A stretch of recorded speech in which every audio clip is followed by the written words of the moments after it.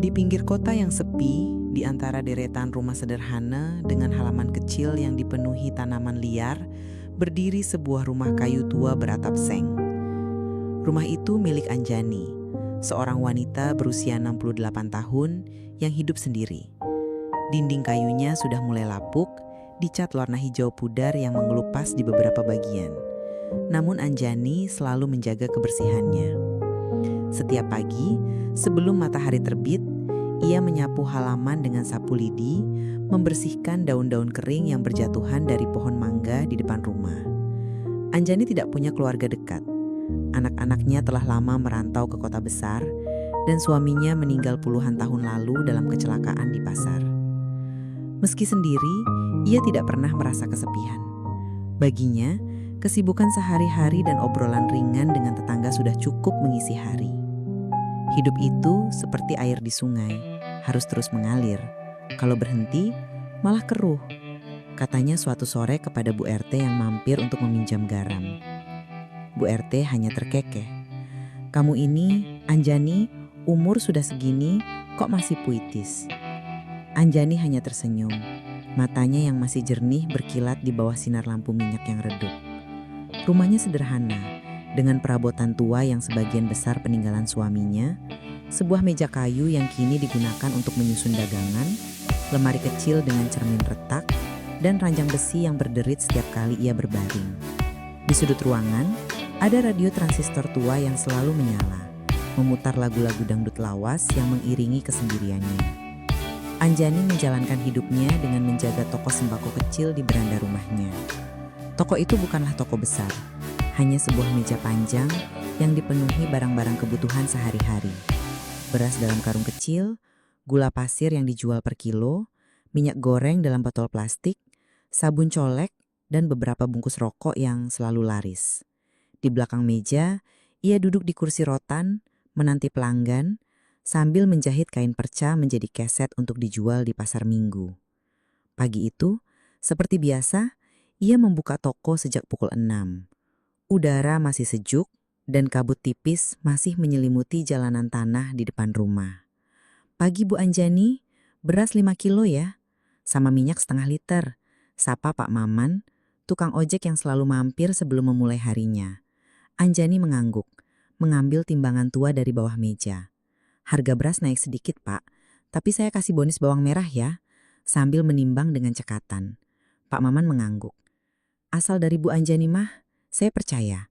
Tanganmu itu kayak sulap, cepat dan pas." Anjani tertawa kecil, mengemas barang dalam kantong plastik. Tokonya bukan hanya tempat berbelanja, tetapi juga tempat berkumpul. Para tetangga sering duduk di bangku panjang di depan toko, mengobrol tentang harga sayur di pasar, atau berita politik yang mereka dengar dari radio. Bagi Anjani, toko ini adalah jantung hidupnya, sumber penghasilan sekaligus cara ia tetap terhubung dengan dunia.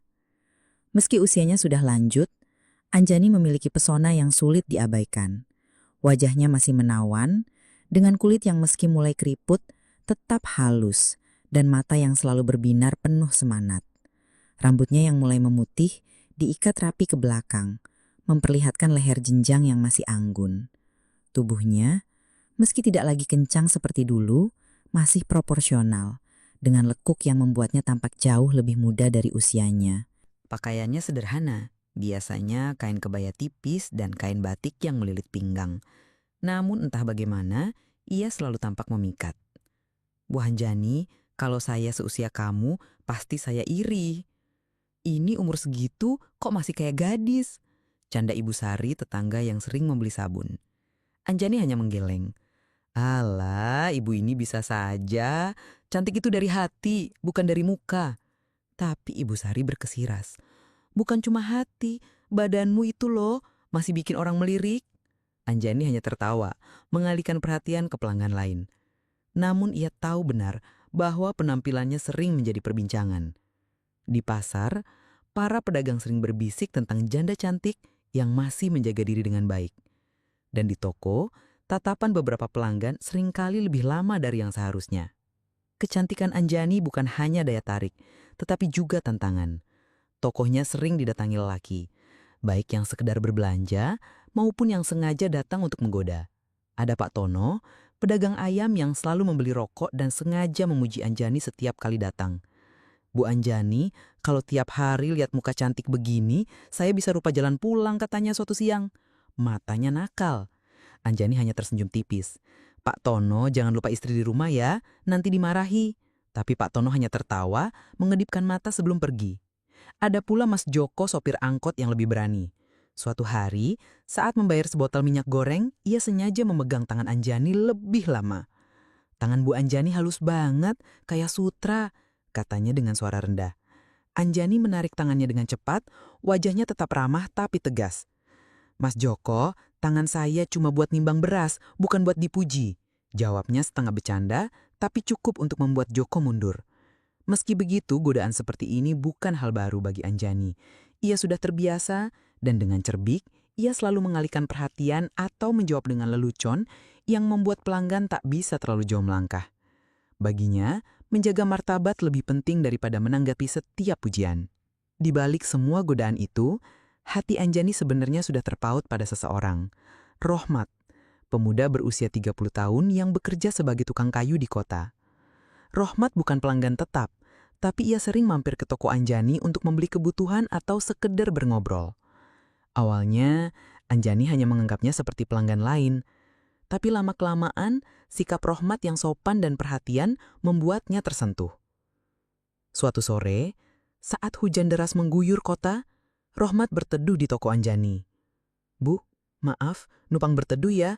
Hujan ini kayak nggak mau berhenti," katanya mengibaskan air dari jaketnya. Anjani mengangguk, menyodorkan secangkir teh hangat.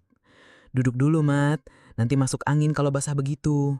Mereka berngobrol panjang dari soal harga kayu hingga cerita masa kecil Anjani di desa. Rohmat mendengarkan dengan penuh perhatian. Sesekali tertawa pada lelucon Anjani. "Bu, kalau dengar cerita ibu, saya jadi pengen ke desa itu. Kayaknya damai," katanya. Anjani tersenyum. "Damai kalau hatinya tenang, Mat. Tempat cuma pelengkap." Sejak hari itu Rohmat sering datang, kadang membawa kayu kecil yang diukirnya sebagai hadiah. Anjani tak pernah mengakui perasaannya, tapi setiap kali Rohmat datang, hatinya terasa lebih ringan, seperti ada sinar yang menyelinap ke dalam hidupnya yang monoton. Cinta Anjani kepada Rohmat bukanlah sesuatu yang ia rencanakan, melainkan tumbuh perlahan seperti akar pohon yang merayap di bawah tanah, tak terlihat namun kuat. Rohmat, dengan senyumnya yang hangat dan sikapnya yang tulus, telah menjadi bagian dari hari-hari Anjani. Setiap kali ia datang ke toko, membawa cerita tentang pekerjaannya sebagai tukang kayu atau sekadar membantu mengangkat karung beras, Anjani merasakan kehadirannya seperti angin sejuk di tengah terik. Ia tak pernah berani mengungkapkan perasaannya, takut usianya yang jauh lebih tua akan menjadi penghalang. Namun, di dalam hati, ia sering membayangkan bagaimana rasanya jika Rohmat melihatnya bukan hanya sebagai pemilik toko, tetapi sebagai wanita yang masih memiliki mimpi. Suatu malam, saat toko sudah tutup dan Anjani sedang menghitung uang di meja kecil, Rohmat muncul di depan pintu membawa sebuah kotak kayu kecil yang diukir dengan motif bunga. "Bu, ini buat ibu. Saya bikin kemarin malam," katanya sedikit malu-malu. Anjani mengambil kotak itu. Jarinya menyusuri ukiran yang halus. "Mat, ini bagus sekali. Kamu bikin sendiri. Buat tanganmu selalu istimewa," ujarnya matanya berbinar. Rohmat tersenyum. "Asal ibu suka, saya senang. Ibu kan selalu baik sama saya." Anjani hanya mengangguk, menahan debaran di dadanya. Kotak itu kini ia simpan di samping ranjangnya, menjadi pengingat bahwa di usianya yang tak lagi muda, masih ada seseorang yang membuatnya merasa berarti. Hari itu, langit di pinggir kota tampak cerah, dengan awan putih yang bergerak perlahan. Anjani baru saja selesai melayani beberapa pelanggan ketika Rohmat datang, mengenakan kemeja kotak-kotak yang sedikit kusut dan celana jeans yang agak pudar. Ia membawa sebuah tas kain berisi alat-alat kayu, seolah baru pulang dari pekerjaan. "Bu, saya boleh mampir ke rumah ibu sore ini. Ada sesuatu yang mau saya omongin," katanya sambil menggaruk tengkuknya. Ekspresinya sedikit gugup. Anjani yang sedang menyusun botol kecap di rak menoleh dengan kening berkerut. "Ada apa, Mat? Serius amat mukanya." "Ya boleh, nanti sore datang aja, rumah kan gak jauh," jawabnya berusaha terdengar santai meski hatinya mulai bertanya-tanya. Rohmat mengangguk. "Makasih Bu, saya datang sekitar jam 5 ya." Setelah Rohmat pergi, Anjani melanjutkan pekerjaannya. Tapi pikirannya melayang. Apa yang ingin dibicarakan Rohmat? Apakah hanya urusan biasa atau ada sesuatu yang lebih dalam? Ia menggelengkan kepala, menegur dirinya sendiri karena terlalu banyak berpikir. Anjani, kamu ini sudah tua. Jangan kebanyakan mimpi, gumamnya sambil menyapu lantai toko. Namun di sudut hatinya, ada harapan kecil yang mulai menyala, seperti bara yang tak sengaja tersulut. Sore itu, setelah menutup toko lebih awal, Anjani memutuskan untuk mandi sebelum Rohmat datang. Air dari bak mandi yang dingin menyegarkan tubuhnya, dan ia membiarkan pikirannya mengembara sambil menggosok sabun ke kulitnya. Di rumah sederhananya, kamar mandi hanya berupa bilik kecil dengan dinding seng dan atap plastik yang bocor di beberapa titik. Ia terbiasa dengan kesederhanaan itu, namun hari ini ia merasa sedikit berbeda. Mungkin karena kedatangan Rohmat atau mungkin karena ia ingin merasa lebih segar di hadapannya. Sementara itu tanpa sepengetahuan Anjani, Rohmat sudah tiba di rumahnya. Ia mengetuk pintu depan tapi tak ada jawaban. "Bu Anjani?" manggilnya pelan, mengintip melalui jendela yang tirainya sedikit terbuka. Rumah tampak sepi, hanya suara air dari kamar mandi yang samar terdengar. Rohmat ragu sejenak, lalu memutuskan untuk masuk dan menunggu di ruang tamu kecil yang hanya berisi kursi kayu dan meja tua. Ia duduk, tangannya memainkan tali tas kainnya, mencoba menenangkan kegugupan yang tak ia pahami. "Mungkin Bu Anjani sedang sibuk," gumamnya, menatap foto tua di dinding yang memperlihatkan Anjani muda bersama suaminya tersenyum di bawah pohon kelapa. Setelah selesai mandi, Anjani mengeringkan tubuhnya dengan handuk tua berwarna biru yang sudah sedikit pudar. Ia membungkus handuk itu di sekitar tubuhnya, berjalan menuju ruang tamu tanpa menyadari bahwa Rohmat sudah ada di sana. Jantungnya hampir berhenti ketika ia melihat Rohmat duduk di kursi, matanya melebar kaget. "Ya Tuhan, Mat, kamu sudah datang. Maaf, saya nggak dengar ketukan tadi," katanya. Wajahnya memerah karena malu. Rohmat buru-buru memalingkan muka, tapi tak bisa menahan diri untuk tidak melirik sekilas. "Maaf Bu, saya nggak tahu Ibu sedang mandi. Saya tunggu di luar aja ya," balasnya, suaranya sedikit terbata. Anjani menggeleng cepat. "Nggak usah, duduk aja di situ. Saya ganti baju dulu sebentar." Ia berbalik, berjalan menuju kamarnya dengan tangan memegang handuk erat-erat. Rohmat mengangguk, mencoba fokus pada benda-benda di ruangan untuk mengalihkan pikirannya. Namun, gambar Anjani yang baru saja ia lihat, kulitnya yang masih halus meski usianya lanjut, dan aura anggun yang tak bisa disembunyikan, terus terbayang di benaknya. Ia menarik napas panjang, berusaha menenangkan diri sambil menunggu Anjani kembali. Namun, takdir seolah punya rencana lain. Saat Anjani melangkah kembali ke ruang tamu, masih mengenakan handuk karena lupa mengambil baju dari tali jemuran, kakinya tersandung karpet kecil di lantai. Handuk yang ia kenakan, yang sudah longgar karena tergesa, tiba-tiba melorot dan jatuh ke lantai. Anjani membeku. Wajahnya pucat, tangannya berusaha menutupi tubuhnya tapi terlambat. "Astaga!" serunya. Panik, berusaha meraih handuk itu dengan cepat. Rohmat, yang awalnya memalingkan muka, tak bisa menahan diri untuk menoleh. Matanya membelalak, tak percaya dengan pemandangan di depannya. Tubuh Anjani, meski tak lagi muda, memiliki keindahan yang alami, dengan lekuk yang lembut dan kulit yang bersinar di bawah cahaya lampu Petromax. "Bu, maaf, saya nggak sengaja," katanya tergagap, wajahnya memerah, tapi matanya seolah terpaku. Anjani, yang awalnya panik, tiba-tiba merasa aneh. Ada campuran malu dan sensasi lain yang sulit dijelaskan. Seolah tatapan Rohmat bukan hanya membuatnya canggung, tapi juga diinginkan. "Mat, tolong ambilkan kain di jemuran, cepat," pintanya. Suaranya gemetar, tapi berusaha tegas. Rohmat buru-buru bangkit, hampir menabrak meja, dan berlari keluar untuk mengambil kain batik yang tergantung di halaman. Saat ia kembali, Anjani sudah membungkus dirinya dengan handuk lagi, duduk di kursi dengan wajah yang masih merona. "Maaf Bu, saya benar-benar nggak sengaja," ulang Rohmat. Menyerahkan kain itu, Anjani mengangguk. "Sudah, lupakan. Kita ngobrol soal yang tadi aja. Apa yang mau kamu omongin?" Tapi di dalam hati mereka berdua, momen itu telah meninggalkan jejak yang tak bisa dihapus, sebuah percikan yang siap menyala. Rohmat duduk di kursi kayu tua, tangannya mencengkram lututnya, mencoba mencerna apa yang baru saja terjadi. Anjani, kini membungkus tubuhnya dengan kain batik yang diambil dari jemuran, duduk di seberangnya. Wajahnya masih merona karena kejadian tak terduga tadi. Matanya sesekali mencuri pandang ke arah Rohmat, dan meski malu, ada sesuatu di tatapan pemuda itu yang tak bisa ia abaikan. Campuran kagum dan hasrat yang membuat jantungnya berdetak lebih kencang dari biasanya. Rohmat, yang awalnya ingin membicarakan rencana membuat lemari kecil untuk toko Anjani, kini kehilangan kata-kata. Pemandangan tubuh Anjani, yang meski usianya lanjut tetap memancarkan pesona, terus terbayang di benaknya. "Bu, tadi saya benar-benar nggak sengaja," katanya lagi, suaranya parau, berusaha memecah keheningan yang tiba-tiba terasa berat. Anjani mengangguk, menarik napas dalam-dalam untuk menenangkan diri. "Saya tahu, Mat. Kita lupakan saja. Kamu mau ngomong apa tadi?" tanyanya, berusaha mengembalikan suasana ke topik semula. Tapi Rohmat hanya menggeleng pelan. Matanya kini berani menatap Anjani lebih lama.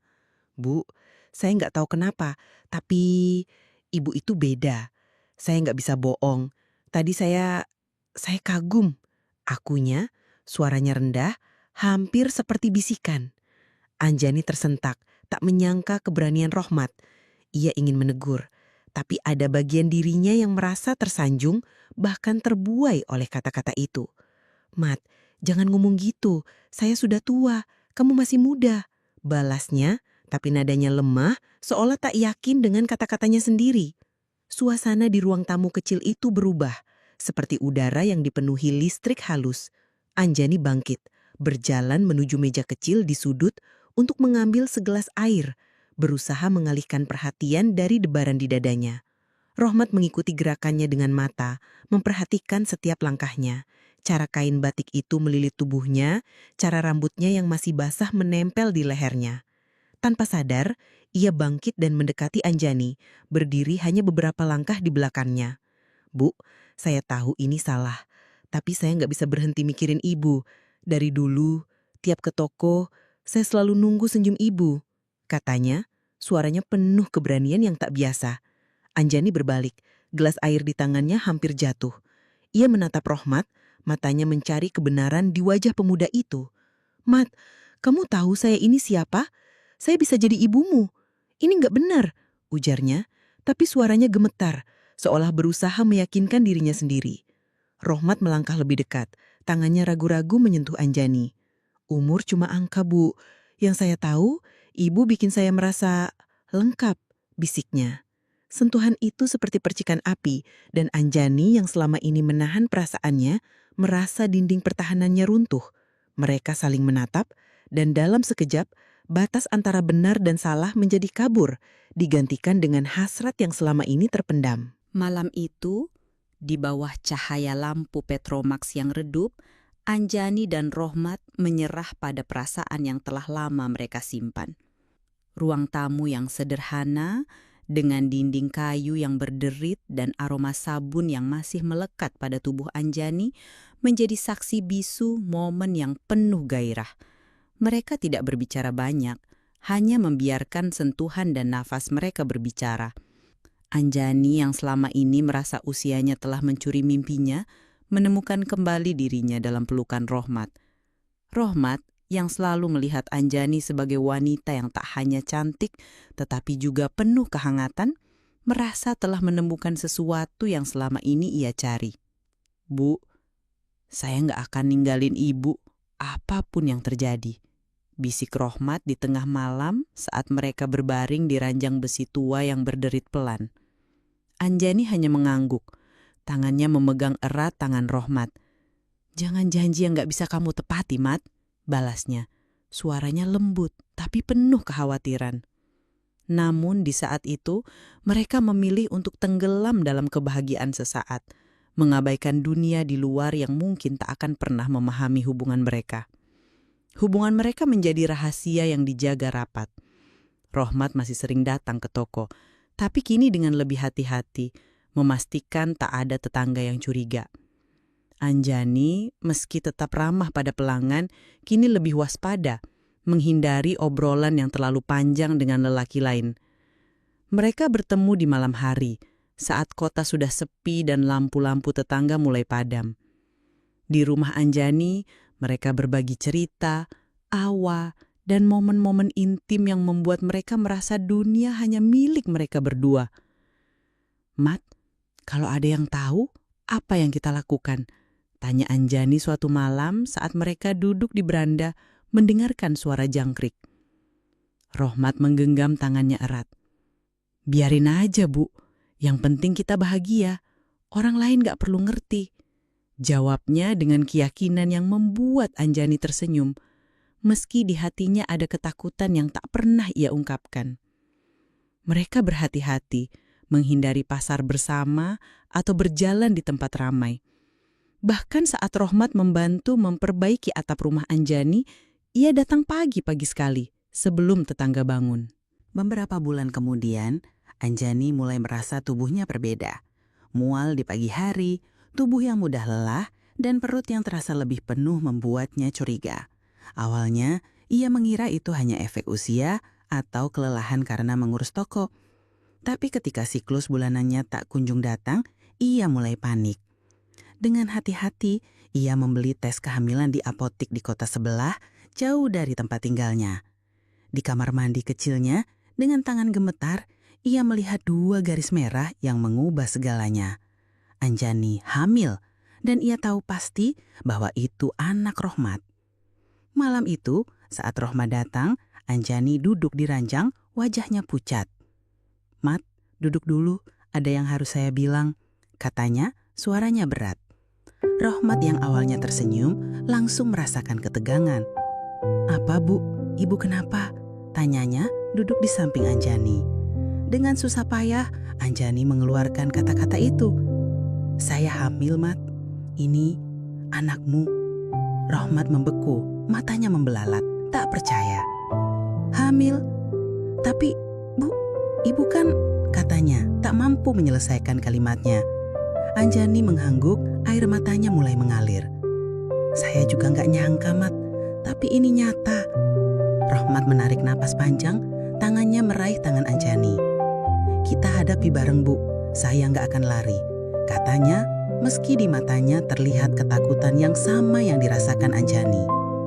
Kehamilan itu menjadi rahasia baru mereka, sebuah konsekuensi dari cinta yang mereka pilih, namun juga ancaman yang bisa menghancurkan segalanya jika dunia tahu.